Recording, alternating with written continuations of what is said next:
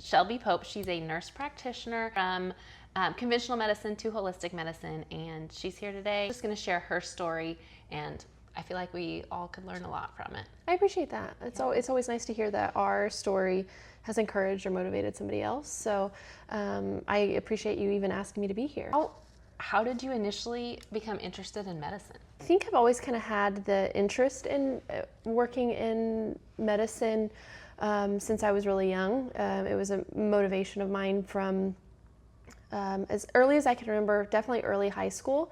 I was kind of setting myself up through high school to go to medical school. I was, taking like college level courses as I was in my junior and senior year of high school, and then I actually enlisted in the military my junior year of high school to leave for basic after my senior year, with the whole intention that the military was going to help assist, kind of, from the financial standpoint of medical school, because I didn't come from a background that just jumping into medical school right off the bat was feasible, but then kind of got thrown a wrench into the life plan, which is the way of the universe. I was actually home on from AIT, which is the type of training for anyone that's watching. It's the type of training whenever you're in the military. So like you pick a job, right? Like an MOS, that's what they call it. I was a chaplain's assistant in the military, so I had finished chaplain assistant school. Came home and almost immediately met my now husband, and we got pregnant unexpectedly, which it's not something that I'm necessarily proud about or would recommend to people, to have an unplanned pregnancy at 18 years old. God, it ruined my life, right? But it just changed the trajectory of my career more so. Me from pursuing medical school to, okay, well, I'll go to nursing school. I felt like I was seeing out and was a bit disappointed, but now I can look back and see that I'm exactly where I was meant to be. And I got my daughter, Noni, out of the deal, and couldn't imagine this life without her. So would you say, was there anything in particular that initially made you want to go into medicine? I think the physiology standpoint of the human body always fascinated me. I've always been into the math and sciences. I had a science teacher in junior high that kind of tucked me under her wing and really guided me. Her name was Mrs. Griggs. I hope someday this gets to her. She kind of resonated with me that I may actually be good at this, that I was retaining the information, and I always just found the human body absolutely fascinating, and still do to this day. You kind of have to. So yeah, I think it was Miss Griggs.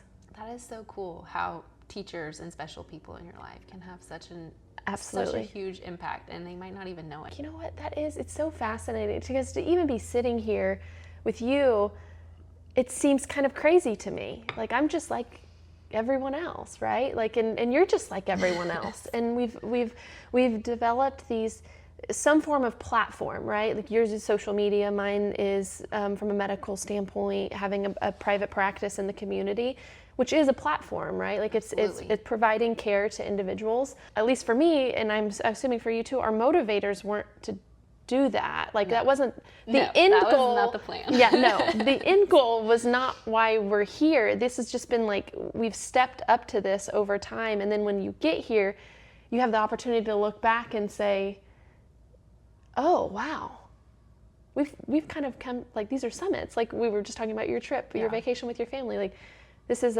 we've reached a peak here, but there's still more to come. This is just one, but it influences people, hopefully in positive ways. Yeah. So you got married and had a baby. Mm-hmm. How do you think those aspects of your life impacted your medical career?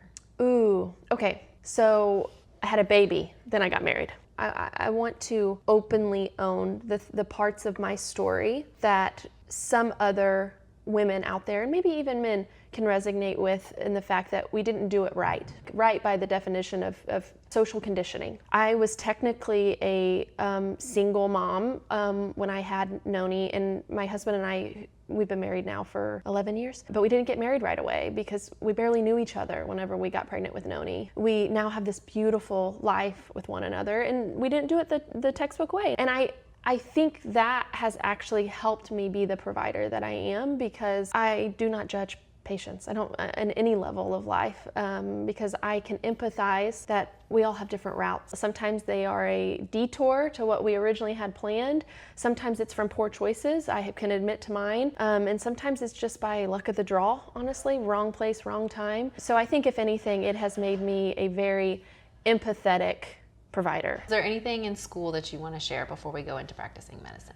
Ooh, nursing school was tough. And I think there's a lot of people that don't realize in the community how difficult nursing school really is. It's very challenging. I did stepping stones. So I did my associate's degree first, practiced as an ADN, associate degree nurse, for several years before I went back to school. I went back to school in night class and got my bachelor's, and then was continuing to work. And then after I got my bachelor's, worked for a couple of years, and then went to graduate school and got my doctoral degree. But all while I was working, and that's the wonderful thing about being a nurse practitioner, is the idea of the role is that we should be working, because that's the argument of our safety and quality of care, is that a portion of our experience or our ability comes from learned experience from our bedside, and clinically it all wraps together. I believe that I'm a strong provider, a nurse practitioner, because of having been a nurse for so long. I was at the bedside for many years and learned from my patients and learned what physicians were doing and what the nurse practitioners and physician's assistants were doing in the hospital.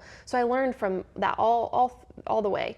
From nursing school specifically, I think what I took away from nursing school more than anything was my ability to teach, actually. So I did really well my first year in the ADN program, so well in fact that the professors asked me to tutor my second year, the first year students. So the school actually paid me to come in on our day off from class, and I would tutor students from the first year that were struggling. And I learned I had a passion for teaching, which again reinforces me becoming a nurse, because that's what we do a lot of. We do a ton of teaching. I think that was probably the mustard seed for the doctoral program, because pursuing a doctoral degree as a nurse practitioner, there's various motivations, but my motivator was that maybe one day I'll be a professor. And I would really like to teach other nurse practitioners how to do A, B, or C, or become nurse practitioners.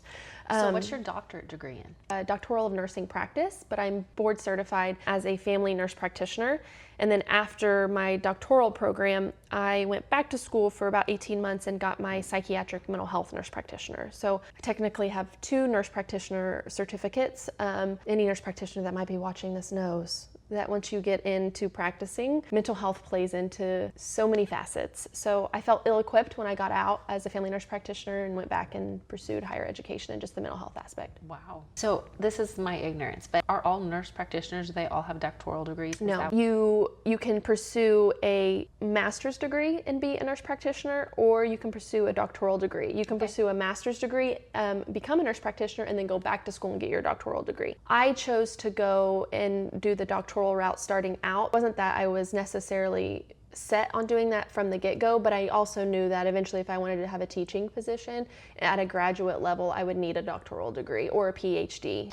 Okay, so you worked throughout school as a nurse. I did. And then once you finished your nurse practitioner's program, what happened next? I worked mostly full-time all through school. I either worked weekends or I worked nights to make it work. One of the clinical rotations that I set up in family practice, they asked me to work there, and I was like, well, gosh, I have a year left of clinicals.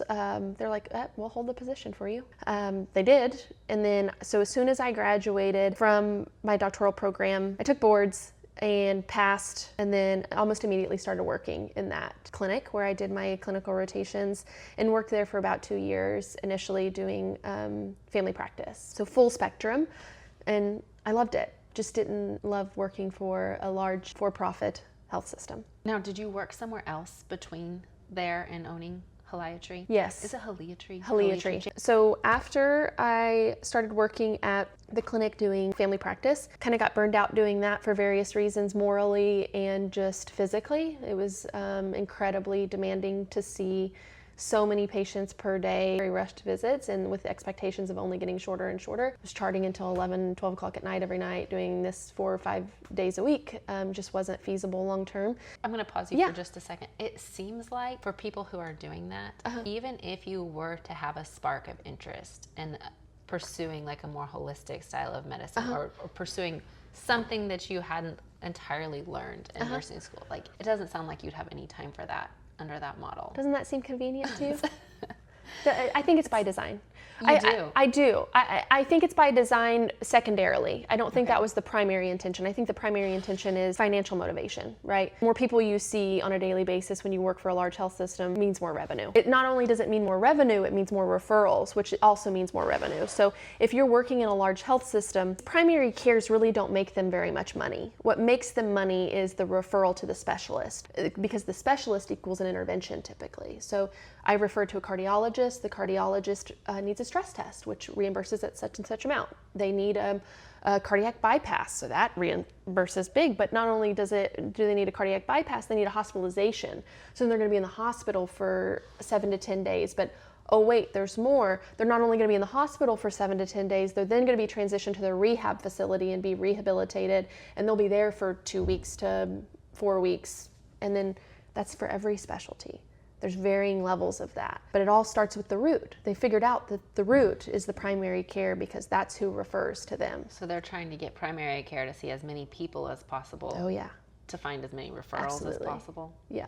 That's interesting. Now, do we openly admit that? Probably not. Will I get some backlash for saying that? Probably so. But that's my perception of it, and not just my perception. That has been a discussed topic of varying people that have left the traditional model because we've witnessed it and we see how it works. Most large health systems that are making multi-million, arguably multi-billions of dollars per year, they argue that it's access to care. They're providing a system to ensure that patients are getting every facet of care that they need to be healthy. But what we know overwhelmingly is if that motivation were true and working, wouldn't we be overwhelmingly more healthy as a nation? I would say, yeah, I would think so, but we are not. Did it feel more profit driven than about your patients? 100%, yeah. And I will openly admit that. I'm not telling anyone where I worked before, right? But also you asked how it made me feel. We're not factually saying or slandering their name. Okay. This is how something. It felt to you. This is what it felt to me, and I'm entitled to that emotional response, right? Like I was the one working in the position, and I want other providers to watch this and whatever credentials that sit behind their name. I'm gonna get heated. I'm sorry.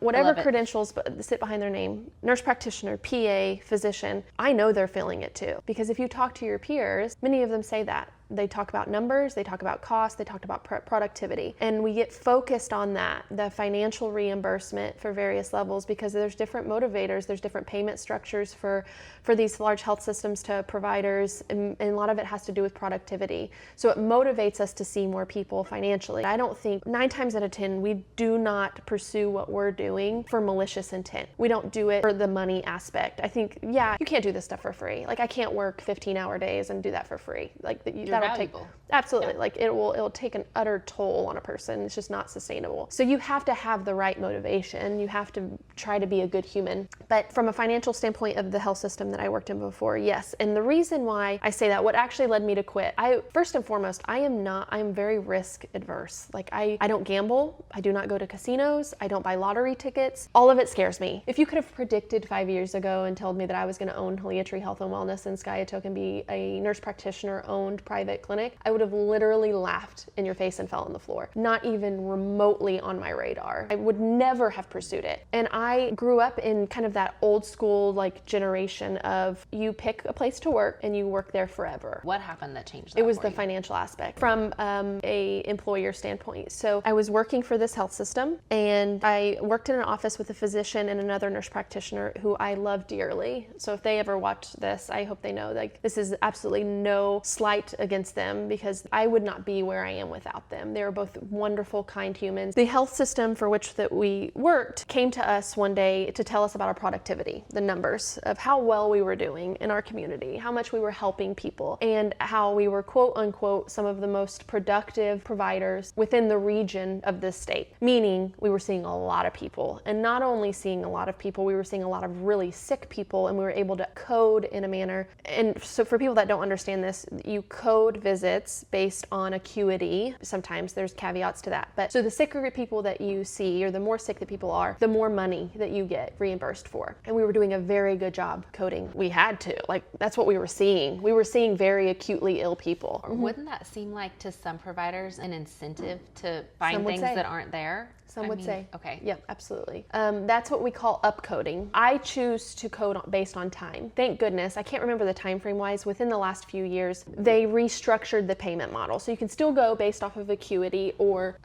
diagnoses or medical complexity, or you can also bill based on time. So I choose to be incentivized by spending time with my patients. That's wonderful that that's allowed. And It that's just is. recent that's changed? Within, oh my goodness, for sure within the last 10 years, but I think it was honestly within the last 5 years that they changed this. When I started practicing in family practice, they were not using the time-based codes. They could have been, but they didn't know anything about them. They didn't understand them, so they were very new then. That sounds like the only reason that you're able to spend time with patients and still accept insurance. Yes. Is that true? Primarily. Yeah, without that, I would not be able to code well. I would be making, maybe if I was lucky, $40,000 a year as a nurse practitioner. Which is completely impractical. Absolutely. Yeah. Or I would have to be spending 5 to 10 minutes with each person and not addressing any of their real issues. So the time-based coding has saved me. Which would keep you from being able to do the type of practice that you In are 100% pursuing. entirely. Yeah. Which is I'm why. learning a lot. Yeah, no, I'm glad. I'm so glad because I want this to be informational for you. Yeah. But that's also a reason why a lot of the cash pay clinics have worked for so long, concierge medicine or direct primary care, because patients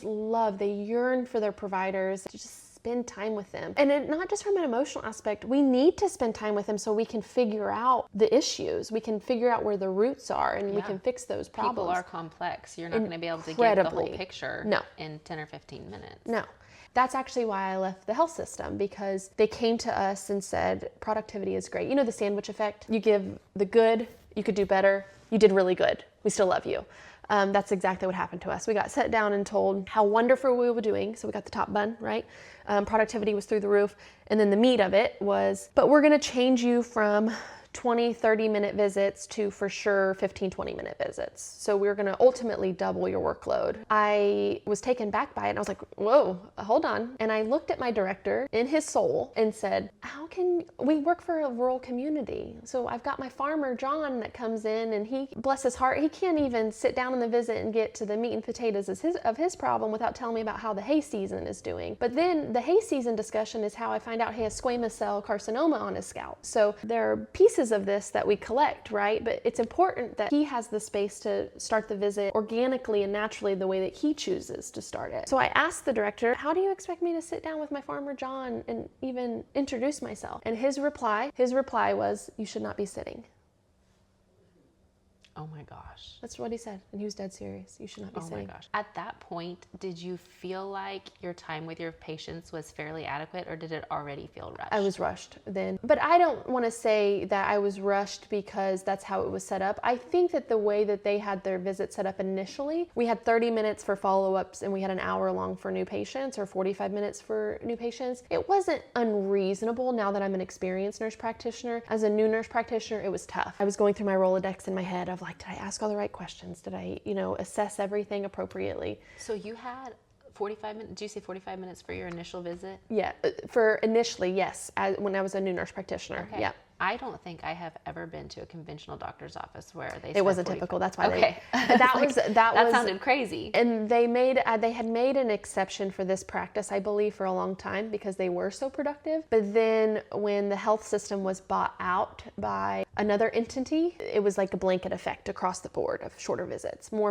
volume. And there might be various motivators for that. I think the core of it's financial, but there is an access issue. Our practice that I was working in, people would call and you'd be 6 months out for a new patient visit, 8 months out for a new patient visit, depending on the year. And is this just for primary care? Yeah, just for primary care, just as a new patient. And then for a follow-up for an established, if somebody called and said, hey, Shelby, I've got a urinary tract infection, I'd be like, well, I've got a slot about 6 weeks from today. So there is an access issue for sure. Yeah. So that's problematic. So fixing the access issue, you increase the volume of patients you see a day. What percentage of your patients came to you with issues where you felt like, did you really need to go to the doctor for this? Because I feel like, I mean, In my experience, like ear infections or I have a cold, especially young, healthy people, I'm surprised that so many people go to see the doctor. No, that's a great segue into something else, actually. So I think the Shelby then probably thought that it was reasonable to come to the medical office for something like these wellness visits and things like that. Like I don't want to bash wellness visits because I do think that they are important. Like, but your insurance gives you incentive to go see the doctor once a year, right? But the problem is they don't really reimburse for wellness labs. They reimburse for like a CBC and a CMP, so it's very minimal of the window. Sometimes a cholesterol screening depending on the person, sometimes thyroid screening depending on the person and the risk factors. I understand the premise of it, of we want to make sure that people that are high risk for certain things are being screened appropriately, right? But overwhelmingly, they don't benefit people because the reimbursement structure. Man, I could get in a whole lot there. We need to have like 32 of these. The big thing is through viral respiratory seasons, flu, COVID. Some people are going to freak out about that one. Sore throat, ear pain. People tend to want a same day visit for those things when they've had symptoms for 1 to 2 days. And that does happen a lot. A lot of patients always like to say that they're not that person. That happens a lot, that people want to be seen and they want an antibiotic on day one. The problem is without them being there for the visit, you can't educate them on, hey, this is likely a viral illness. You just need to give it more time. You need to do supportive measures. So not having the access there is problematic in both ways, right? But overwhelmingly, whenever I was working before in that practice, most of what I seen was legitimate. I recognize now upon reflection that we were just addressing a lot of it inappropriately. Correct in terms of guidelines and pharmaceutical interventions, but limited in providing education and supportive integrative therapies, lifestyle coaching, nutrition counseling, no time to do any of that. Right. So that they could actually fix the issues. What we were doing was band-aiding a lot of the symptoms that were a result of their diagnoses. I can see your transition happening there, but what was like the last straw that made you decide I'm going to approach this differently? So that meeting with the director happened. They said, you shouldn't be sitting. And I was like, wow, that's definitely not my patient care philosophy. And I was just given, an epiphany in that moment of like, okay, I probably need to look at some other options. Well, I had a visit a couple of days later. It was within a week, a male patient that I had just diagnosed with diabetes, and he was literally screaming at me during the visit because I gave him the diagnosis, and he was like refuting it. It was just a fear response. Ultimately, it was just an emotionally charged response. And I told him, like, I'm gonna let you sit here for a minute. I'm gonna let you simmer. I'm gonna step out and give you some air, and then we can kind of regroup. As I was stepping out, my watch was vibrating from a call, so I rushed to grab my phone, and it was a clinic manager for a substance abuse treatment facility in Tulsa. And it was a weird universe thing because he was like, hey, this is kind of odd. I've never done this before, but we're looking for a new provider. And I was wondering if you happen to be looking for work currently. Sometimes you get the sign and you say, okay, here I go. So I turned in my notice and I went to work for them. Wow.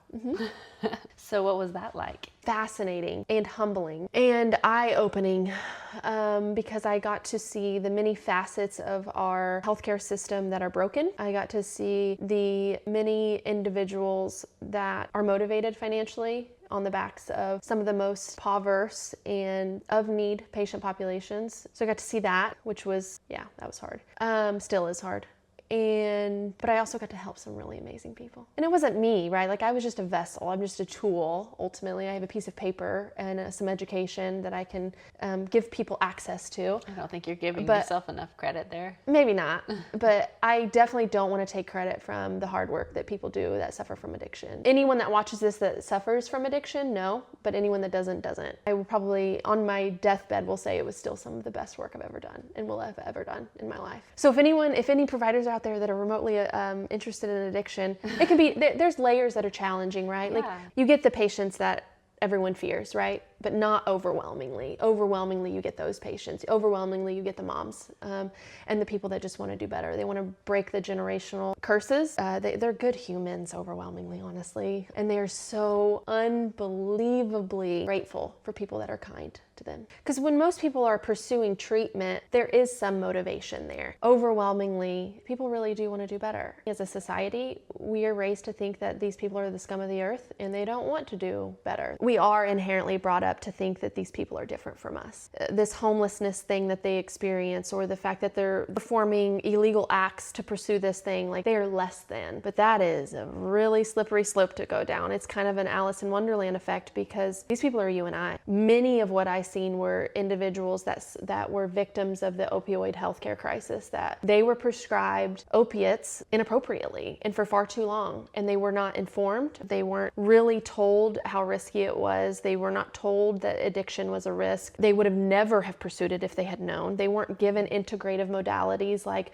physical therapy or acupuncture or chiropractic care for their chronic back pain. They weren't even taught good body mechanics for certain work things that they were doing, you know? They were just thrown an oxycodone and told that, or Percocet or something along the Oxycontin. They were just told that this would fix all their problems, and it did, until it was cut off. And then they end up on the street pursuing a thing because they were in withdrawal. And if you've never seen an opioid withdrawal person that's taking large amounts or even moderate amounts, you'd probably do a lot of the similar things that some of these people witness. I mean, they genuinely believe that they're dying, and they look like they're dying. I really appreciate you saying that. I've seen, so we've got family that does foster care, and I kind of see a more negative perspective. Absolutely. Not that they have a negative perspective, but just parents who say they want to get their kids back and just keep failing over and over again. And it's very... And that's a reality in our country. It is. And if you were only, and that's, oh man, that speaks to so many layers of life, right? Like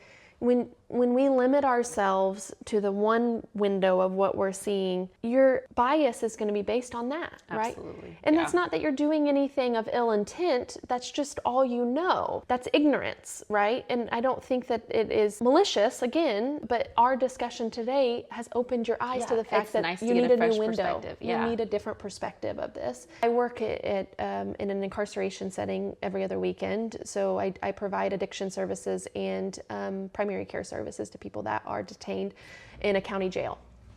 So if I was only doing that and I had never experienced the outpatient substance use treatment that I had experienced, that would probably be more discouraging. But again, that's a limited view, right? Yeah. So I was just really fortunate to have seen the aftermath, the good stuff, before I went and did some of this incarceration medicine stuff. Would you say that's an underserved area of medicine? Is there a lot of need?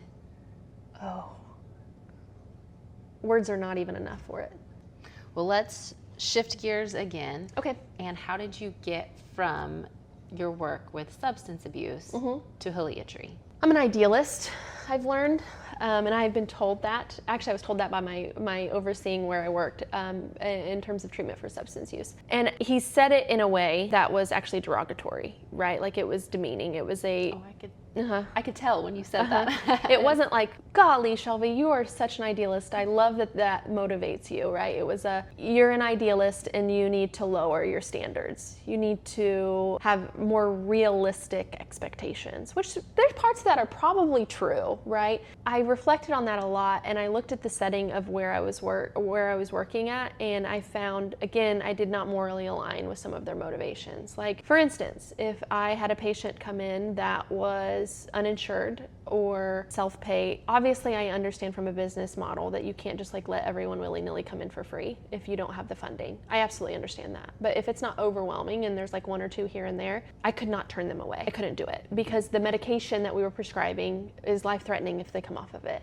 Use illicit substances again. And then the rate of death related to relapse in those situations is very high. And that would be at my hand, right? And that's not how I want to serve. So I would get very frustrated in that. And then there's many layers, but most of the guidelines say that we should be very patient-oriented when it comes to substance use. We should meet patients where they are. We should not force them or be like drill sergeants, because specifically with generational substance use, there is no forcing. Like these people have to be motivated by themselves, right? That's the case for a lot of things. Absolutely. Oh yeah. It's the case for husbands. You don't force them to do anything. They have to be self-motivated. Absolutely. Children even. You can manipulate the motivation a little bit, but they have to be absolutely self-motivated. But speaking to addiction specifically, you can't force them to see a counselor every single week. You can't force them to go to group therapy, but you should always give them access to medication-assisted treatment if they want it. Because from the data, we know that vastly decreases the risk of overdose and death. And and you can't help dead people. So the goal is to get them comfortable and then get them better and give them resources so that they can get more productive and be happier, and then maybe they'll want to pursue these other things that we know that can help. That wasn't the model of where I worked. They wanted to force them to do all the things, and if they weren't willing to do all of the things, then they would be dismissed from the practice, or they would get a lot of pushback in the form of you would get less medication and you would have to come more frequently. I just didn't, again, morally align with it. And I would always complain to my husband about this, and he finally just kind of set me down and was like, nowhere you work is going to make you happy if you're not the one calling the shots. And that was hard. That's hard. That's a hard pill to swallow. It's still a hard pill to swallow because there's facets to owning your own practice that are really hard, right? Oh yeah. It would be much easier for me to just let somebody else manage all those things. But from a moral standpoint, he was completely right. I wanted to be able to have the patient come in that couldn't afford the visit and that I could see, and then lay my head down at night and know that they'd be okay for the following week. I appreciate the fact that I'm in charge of my own business, to know I'll take the hit. I don't expect someone else to take the hit.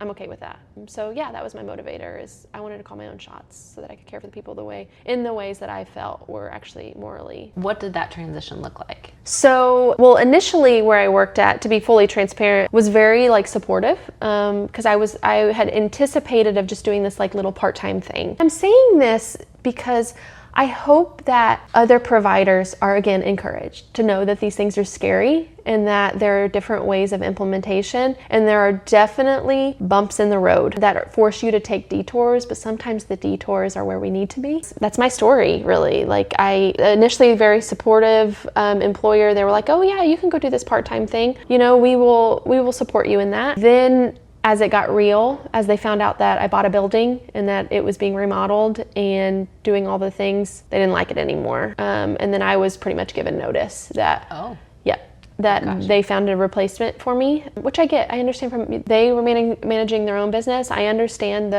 the risk associated with having an employer that's working for themselves. I understand all that. So yeah, I was given notice, and it just so happened that the notice fell 2 days before I was opening my clinic. I was hoping that I could do both of these things, and I could serve my community in this small little way, but apparently I was called to serve in a much bigger way, because the day that I opened my clinic, we have been fully booked since we opened. I'm not surprised. And now we're booking out, weeks, which is another challenge because it's an access thing, but it speaks to the need. Absolutely. And it speaks to the fact that it's doable, it's scary, but it's okay to go out in fear and just do the best you can. Ultimately, that's all I've been doing from day one, is just the best that I can and providing what I can provide. And it's serving a need, because obviously we're fully booked and we're doing very well. We're growing every single day. So when did the clinic open? It opened December 6th, 2024. So now we've officially been open. We're into our 6th month now, and now we're up to over 500 patients. We're averaging about 80 to 100 patients a month, which is fascinating and wonderful, and I'm so unbelievably grateful and so tired. I can imagine. All in the same breath, right? Yeah. And I think that adds to there's a lot of discussion specifically in our state about the competition, really, of physicians and nurse practitioners. We don't need a competition. There's plenty of room for all of us. Oh, absolutely. So you had an interesting experience during COVID. I did. Were you working at the primary care office I was. during COVID? Okay, so tell me about that. I worked for a health system that required the COVID vaccination to remain employed. If you did not get the COVID vaccination and you did not have a medical exemption, you would be terminated. And at the time, again, I was still very blind to being risk adverse. I'd never anticipated I would be in this realm. So I signed myself up. There was no questions asked, really. I was completely and utterly bought into Western medicine and just the typical modalities, right? I really thought that the COVID vaccine was going to save us all. I mean, a lot of people did. Absolutely. Well, when you think that the bodies of evidence that are supposed to be leading health voices for our country are telling us, everyone's telling us that everyone's dying and this will be your cure, why even question that, right? And at the time, I was still very conditioned by all of it, by all the things. And I don't want to get into all of the things, but I was still very conditioned. So I got the COVID vaccine, and then within a few months, 3 to 4 months of getting it, some weird things just started happening. Now, can anyone connect the COVID vaccine to what I was experiencing? Maybe one day. Now, no. There's going to be some people that watch this that say that there's no correlation. There's no proof of that. You don't always need a piece of paper with statistical evidence to know that something changed in your body after doing something. I lost quite a bit of weight pretty rapidly. My hair started falling out and I started developing really weird rashes, specifically like a ringworm looking rash on the base of my neck. And then that led me to go see my own healthcare provider and get some lab work done.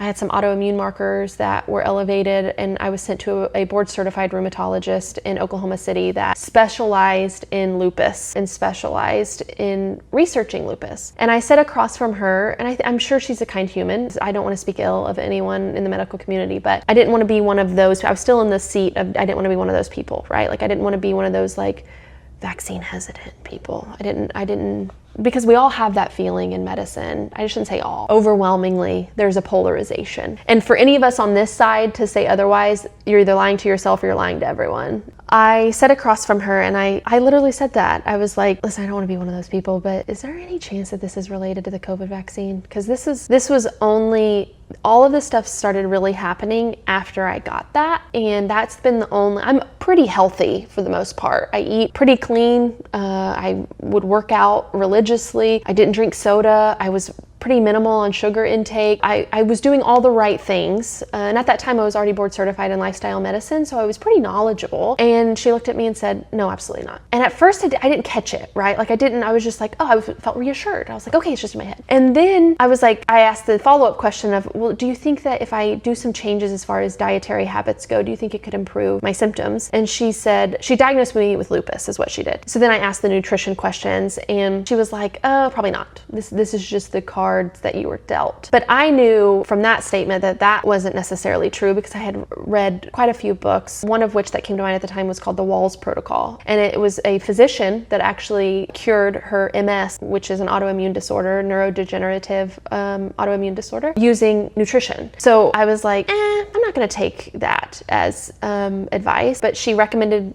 so many medications, which I did take because I was still conditioned at the time. And they did help. They really did. I felt better. Joint pain improved, rashes resolved. But this medication just quiets the immune system. It just makes it go to bed. But meanwhile, the root of the problem is still there, causing problems, right? In other ways. But I didn't fully make the link between my symptoms and the COVID vaccine until I ended up in the ER with severe chest pain, which of course was initially thought to be anxiety because...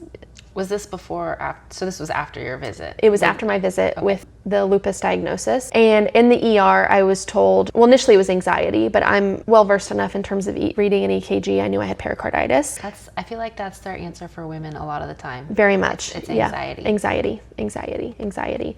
But there's physiologic reasons why we have so much anxiety, for one. But also there are somatic experiences in our body that are real that could be caused by anxiety, but the somatic experience or the physical symptoms also cause anxiety, right? You have to have enough time with the patient to know chicken or the egg. So I was diagnosed. I had a discussion with the ER physician, and he told me it was the lupus, which you can have pericarditis from lupus. So again, chicken or the egg, we'll never know. Maybe not, but maybe we will. But I did know that there was some data coming out specifically from Europe that was showing a link between pericarditis and myocarditis with the COVID vaccine. So for me, that solidified it. There are going to be people that watch this that say there's still no proof of that. And they're entitled to their opinion on that, but I also know my body and know that those things didn't start happening until I got that. I was disillusioned in that moment and then continued, and as you know, once you go down the holistic, crunchy, natural, whatever you want to call it, rabbit hole, and you start unraveling that and peeling back the layers of the onion, you go down that hole, there's no going back. Sometimes you wish you hadn't, because it would probably be a little easier to be ignorant. But anyone I know that comes to this side has no interest in going back. None. It'd be morally corrupt to do so.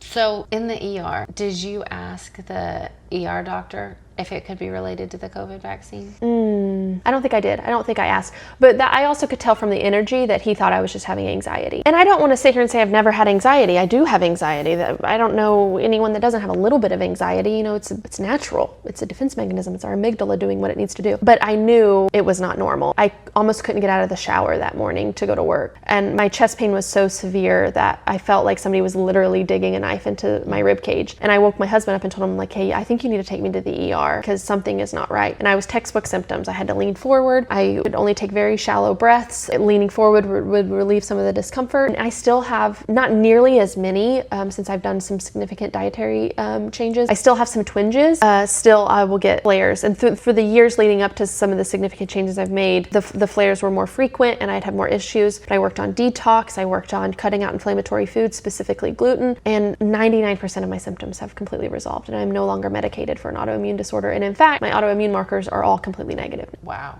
So when you say you still have flares every now and then, flares of what? I'll get a twinge of the same spot of where my heart would hurt. And if I overdo it, recreationally, I'm an endurance runner, and I love running, but if I push myself a little too much and I don't pace myself well, it will flare. It kind of gets, she gets inflamed a little. And is that the pericarditis that you're talking about? Yeah, Okay. so the pericardium, the sac around our heart, gets inflamed and it will cause it's usually the sharp stabbing pain. It can come in waves, it can last a couple of days, but usually anti-inflammatories helps with it. But I would like to try to avoid, being on any type of medication long term. So for the most part, I've managed to resolve my symptoms just with lifestyle. Just like an anti-inflammatory diet? Primarily, yeah. Wow. So you went from having markers of an 100%. autoimmune condition, Multiple. of lupus, to no autoimmune markers. Yep. I met all diagnostic criteria for lupus. Literally what she said. You check all the boxes, so we're diagnosing you with lupus. And she medicated me with the two main medications for it, once weekly muscle injection and then an oral medication. And they really did help. They did. They resolved a lot of my symptoms, but I would had to have continued those for the rest of my life. Definitely. Yeah. And you're off all the medications. All of it, and no longer test positive. So how do you think that experience has impacted your patient care today? Well, without it, I wouldn't be here today. Was that a big part of your journey to being more interested in Absolutely. opening your own clinic? It was a big part because, again, the layer of empathy. I think empathy has to be the root to a lot of our interactions with patients. And that's what I experienced. That's what I've experienced the least of, I feel like, Yeah. in conventional doctors' offices. I feel judged. And it's like the doctors always felt very condescending, and I left feeling little and discouraged. And I would bring up something natural that I was interested in, or do you think this could help? And it just felt like, stop Googling. Yeah.